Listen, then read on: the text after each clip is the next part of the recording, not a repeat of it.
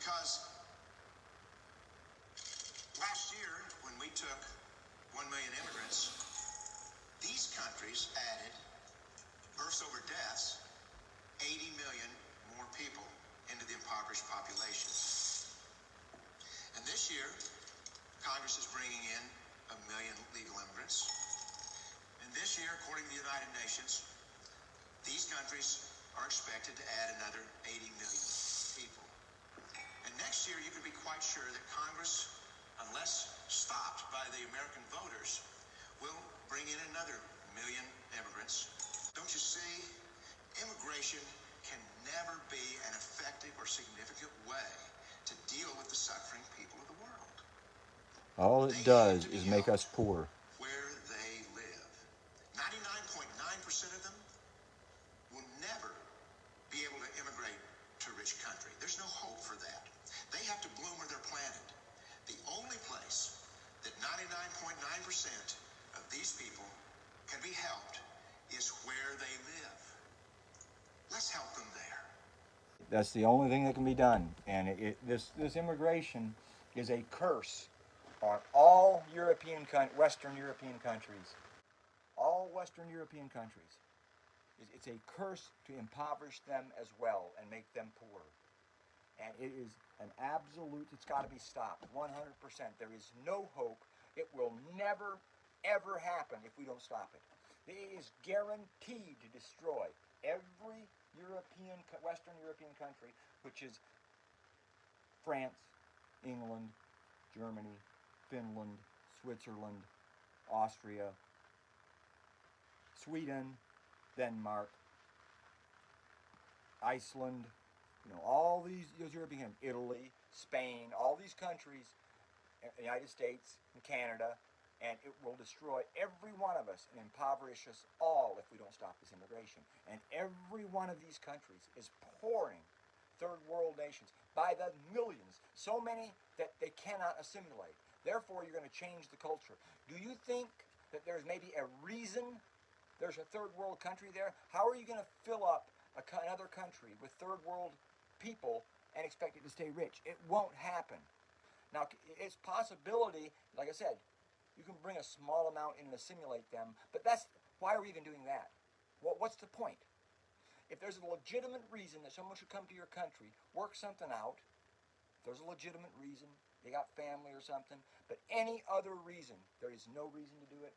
It needs to be stopped, and it needs to be stopped now. There is not a single Western European country that is maintaining their own population through birth rate. That's another big problem. The only way their population is gaining is by bringing third world people in. And that is not a future that any of us should be looking forward to. Nothing against those people. Like I said, a few can be brought in and assimilated, but why are we doing that? There is reasons for these things, and there is no reason to try to flood a first world country that, especially a country like us, we're giving half the countries of the world millions of dollars a year for free. Why? We give them all this money for free. We don't have no requirement. The only reason we're doing it, there might be two reasons. One is probably politicians are getting kickbacks, but that's not the main reason.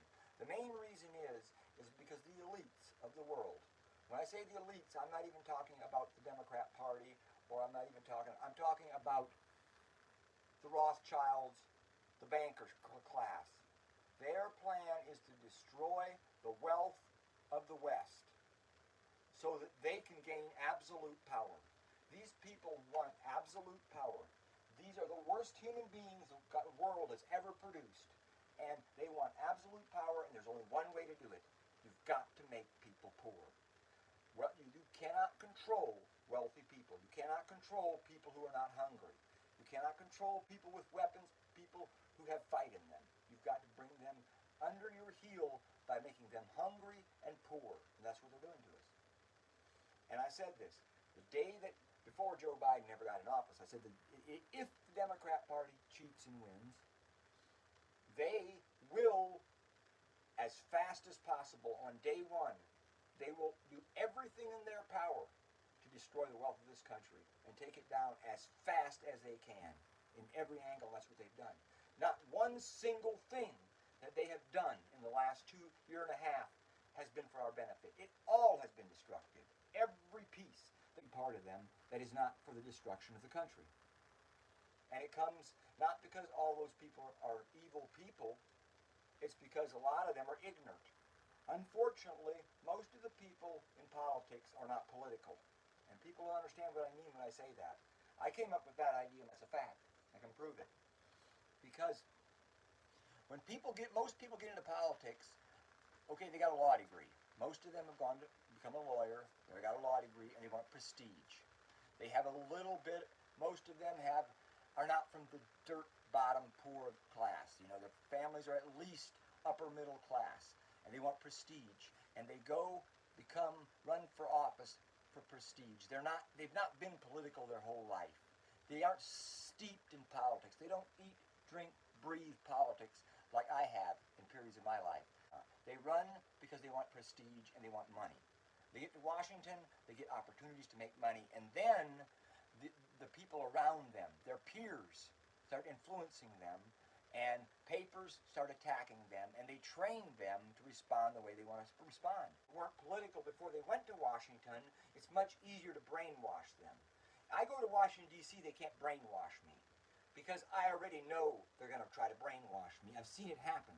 My brother got in politics more than I have lately in the last year, and he helped this campaign, this guy for governor. He was a county organizer here in Ohio, one of the counties, and I saw it happen immediately. He had people from the Republican Party who were good people, but who had been brainwashed, come and start talking about how, well, we've got to, for example, here in Ohio they passed concealed carry. They call it constitutional carry, where you don't have to have a concealed weapons permit to carry a firearm. But after it's passed and they've bragged how this is a constitutional carry, we find out that, oh, you can carry a gun in your pocket without a permit, but you can't in your vehicle. How did this slide through? Oh, well, we had to compromise. Who'd you compromise with? Why'd you compromise? First off, Ohio, at the State House, they have Republican majority. They don't need Democrats' vote. They got no Democrat vote in that bill. So why did they water it down? Well, because that's what they do. That's what they do. Because they're weak. They weren't political. As they came into politics, they were brainwashed. We have to, and we're seeing a new type of politician come in, and like Matt Gaetz, Lauren Boebert, Marjorie Taylor Greene. These people come in, they were steeped in politics before they got here. They were ready to fight. They saw the fight before it got there. They can't be tricked, and they will fight to the death. And that's what we're going to have to have. We have to have a whole new breed of politicians who comes in angry with their hackles up and ready to fight. There is no other way. America was founded on compromise. There's no country in the world, no people in the world that are better at compromise than Americans. And compromise is important, but not right now. I mean, if we have to compromise to do what we got to do, we can. But we don't compromise unless we're being choked out, okay? If we're being choked out and struggling for the last breath of air, we compromise a little bit to what we have to. Not because that's what we need to do. We know already the other side hates us. They want us dead. If people don't get that through their head, we won't win. You've got to realize it. Anyway, I'm done ranting. Yep. Yeah, I mean, it's a brainwashing game. And the other thing is, we will never win this fight, guys. We'll never win this fight if we don't stop the media. That is not free press. They start, as soon as something is said about the media, Trump would say something, they would start screaming, oh, free press, free. They're not press. These are criminals of the highest order. These are propagandists, criminals that propagate lies to the American people. And without shutting them down, we can't win because there's too many apolitical people. We have 20% of people who, there is no left or right. Make no mistake anymore. There's only people who believe in absolute power and people believe who don't. It used to, liberals and conservatives, a liberal person tends to be a person that is very creative and high in openness. A conservative person tends to be a person who is very conscientious and orderly. That's the tendencies. And that's the left and the right. But today, we don't have a left and right like that. We just have people who are awake to the fact there is tyranny on one side and the other side is struggling for freedom. Now, when I say that, I don't mean the Republican Democrat necessarily. I mean the Republican Party is bad too, but they're not as bad. Dan Bongino says it best. He says, the Republicans are not going to save you. But the Democrats are your problem. They are everything. All the problems that you've got in the country are come from the Democrats. The Republicans aren't going to save you because there's lots of Republicans who are really Democrats, and there's no Democrats who are really Republicans. It's kind of complicated to think about it that way, but there's a lot of Republicans that will vote or they will go over and vote with the Democrats as trying to compromise or whatever because they're not educated. They don't understand the death struggle we're in. And I'm not, this is not a radical position that I have. It is not radical at all. It is a fact. And people have got to wake up to it. You cannot be asleep today in politics. There's still 20% on one side, 20% on the other side, and 40% don't care. 40% of people don't care. And those 40% are the ones that the mainstream media affects. They don't watch politics. They don't watch the news. But what they do is they go to the gym, they go to the airport, they go to the grocery store, they go to a bar, and they get sound-bited to death. Bam, bam, sound bites by CNN, ABC, MSNBC, sound-bited to death. And then, 1 year later, the issue comes up, and they might be talking to their friend, or maybe they decide to vote, and they go into the voting booth, and that sound bite hits them in the back of the head. Bam, their mind's made up. Yeah, they don't care because they don't understand. You're right. But their mind's already made up for them because the last 3 years they've been sound-bited to death by fake news media, by propagandists, and they did not hear them consciously. They didn't think about it, but they subconsciously formed their opinion by being sound-bited in public. And the thing is, social media and alternative news is great, but you don't stumble upon them by accident, okay? You've got to search it out. And mainstream media and news you stumble on by accident every day. You go into a store, you go into a dentist office, doctor's office, you know. Why does CNN pay every freaking airport in the world, basically, to allow them to play CNN? Because they soundbite people to death, and they pre-make up their mind before they ever hear about the issue. That is why they've got to be shut down. They are not news media. They are criminals.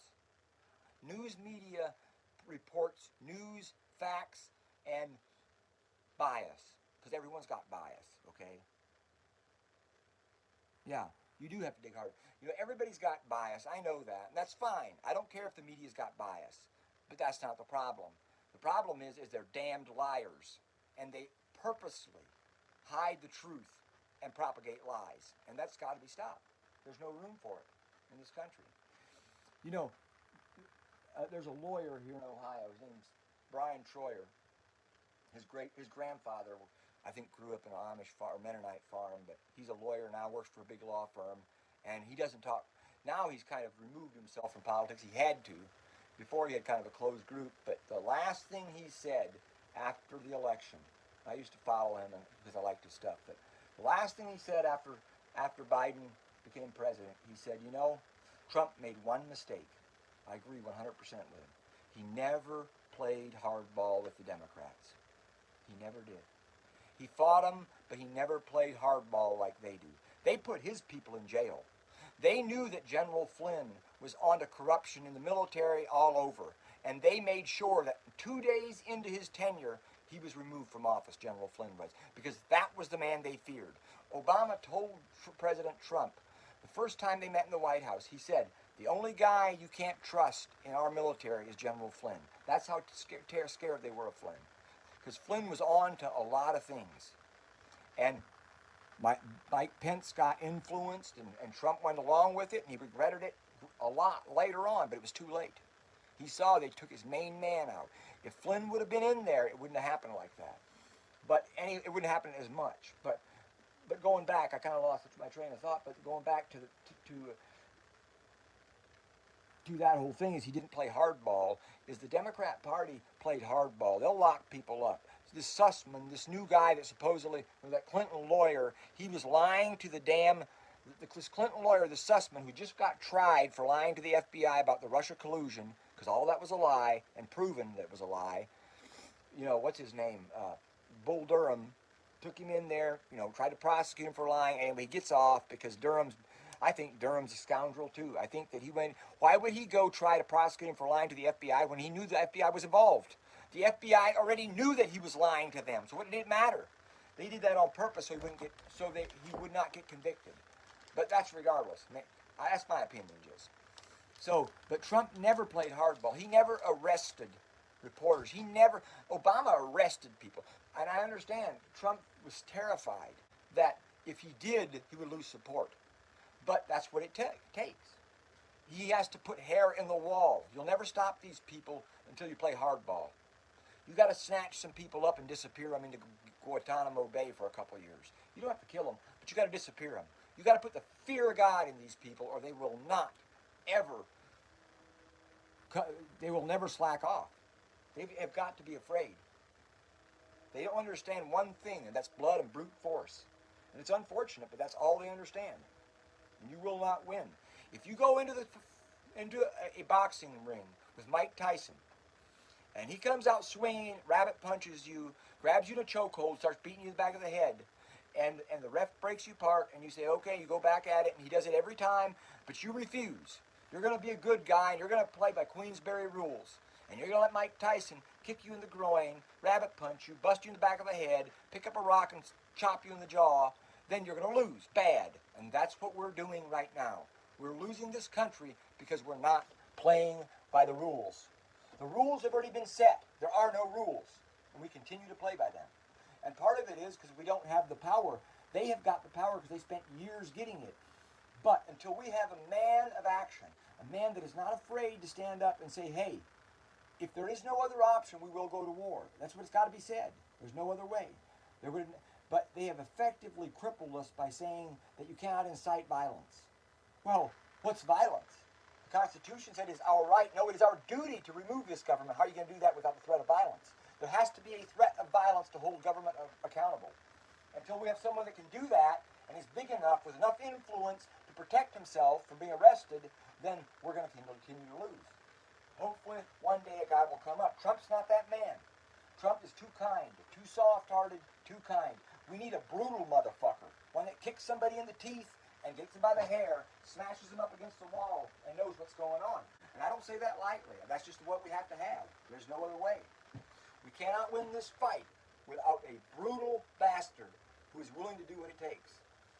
But it's got to be someone also who can be held in check, because absolute power corrupts absolutely. So you got to be careful, but there's going to be some risk involved. No doubt about it. There'll be some risk involved. And it's going to take a bad son of a bitch to stop it. That's my opinion. I'll let you guys go. But that's my opinion. It's going to take a bad SOB to stop this.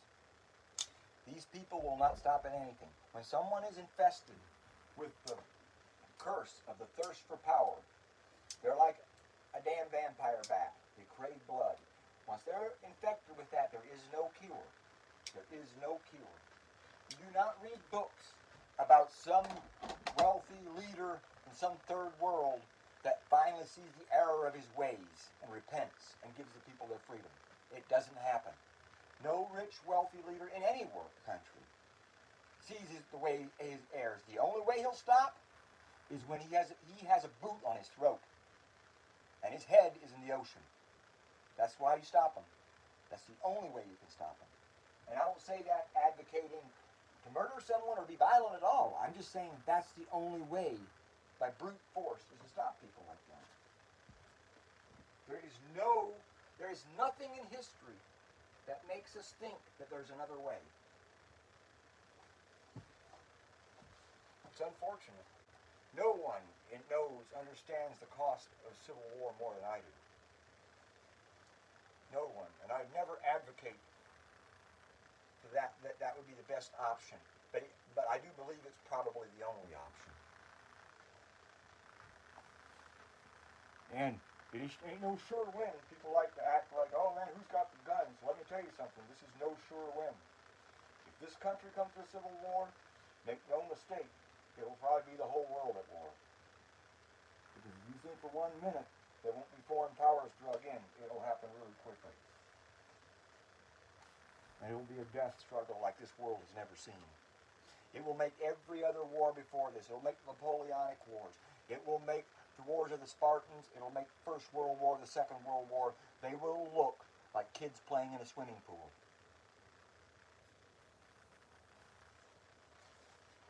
We don't even, we couldn't even grasp the ramifications of it. But we slept. For 100 years, this country, all we cared about is getting rich and eating. Getting fat and lazy and eating. Over 100 years. When in the Old West, when Wyatt Earp and was a lawman in Dodge City, and they passed the law, no guns in town. Right there was the start of it. Right there was the start of it. Why no guns in town? Well, people are getting killed. Really? You think in a free country people won't get killed? Whoever made you believe that freedom was cheap, that freedom didn't have risks?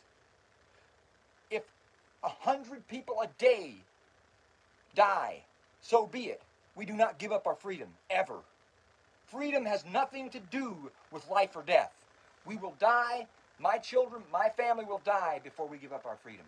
We will take the risk that it takes. You do not give up your freedom ever, not 1 inch. And that was the problem. Because we as humans think we can pass laws that change outcomes. Oh, change outcomes. Oh, if we just pass a couple more laws, we'll bring down the death toll, or we'll stop car wrecks, or we'll do this, we'll do that. But it doesn't work. Because I can guarantee you can run the statistics. People still die in the at the same rates. Just different causes, because you can't stop death. You can't stop bad things to happen. It just changes, and it's different. They just die different ways. They still die, and it's all a facade. It's all fake. You're thinking you're passing. You're doing a great thing by stopping Dodge City, Kansas, from having 3 extra murders a year, but someone's dying 3 other places, and it ain't making a bit of difference. Because you do not have that power as a human being. Human beings do not have the power to change outcomes. They just don't.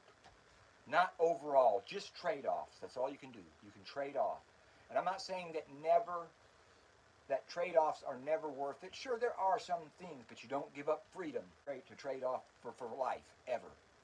When there's a choice, when the scales are there and it's being weighed in the balances, freedom or death, we always choose death, always. And that's the only way a country will ever survive free. Anyway, I'll see you guys out later.